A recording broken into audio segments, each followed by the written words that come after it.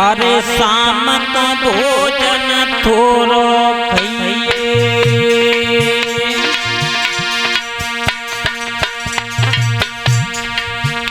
अरे भरी की नींद सोई मती जाइए।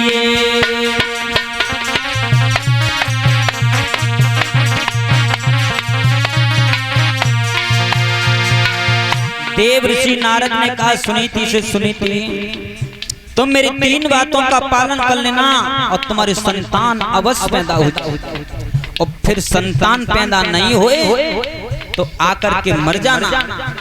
विद्वान परीक्षित महाराज, मोर बचन चाहे पड़ जाए फीका, संत बचन पत्थर की लीका। संत की वाणी कभी झूठी नहीं जाती है, संत की वाणी सत्य। देव ऋषि नारद समझा करके कहने लगे,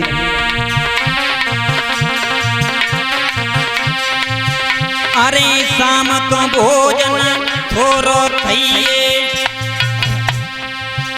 और भरी की नींद सोई मती जाइए।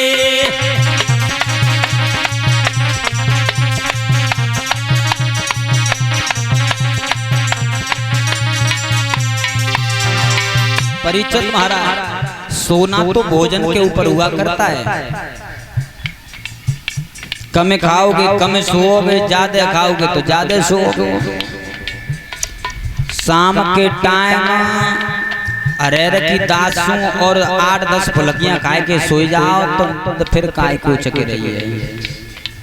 जब तक सूर्य ना चढ़े आवे तब तक नींद ना उचकेगी। हकीकत बात है, ज्यादा खाओगे तो ज्यादा सोओगे, कम खाओगे तो कम सोओगे। देव ऋषि नारद कह रहे हैं,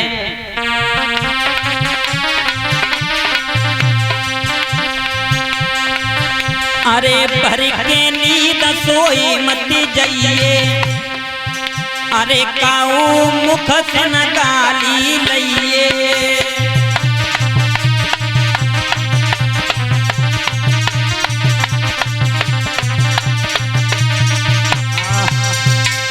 देव ऋषि नारद ने कह दिया शाम को भोजन कम करना और नींद भर के मत सोना, और काऊ मुख से गाली मत देना।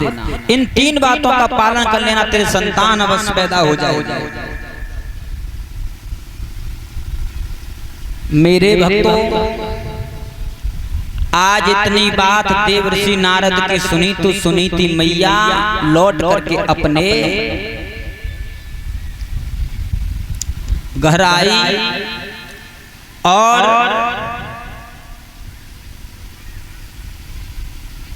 अब सुनीति मैया मन में विचार करती है कि देव ऋषि नारद ने कह दिया कि तू मेरी 3 बातों का पालन कर लेना, तेरे संतान हो जाए।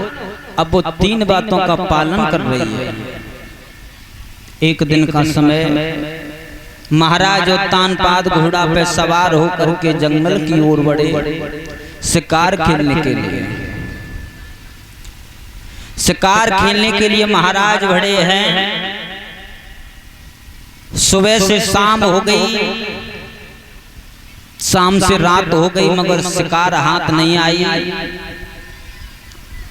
आज उत्तानपाद महाराज घर की ओर लौटे हैं तो रास्ते में बड़ी रानी सुनीति का घर पड़ा है, और देखा, मन में विचार आते हैं महाराज उत्तानपाद के, आज हमें 12 साल हो गई, मैंने बड़ी रानी सूरत को नहीं देखा, आज बड़ी रानी के पास चलते हैं। मेरे भक्तों, आज जैसे ही महाराज उत्तानपाद बड़ी रानी के दरवाजे पर पहुंचे, दरवाजे को खटखटाया, कहा सुनीति, सुनीति दरवाजे को खोलो, मेरे प्यास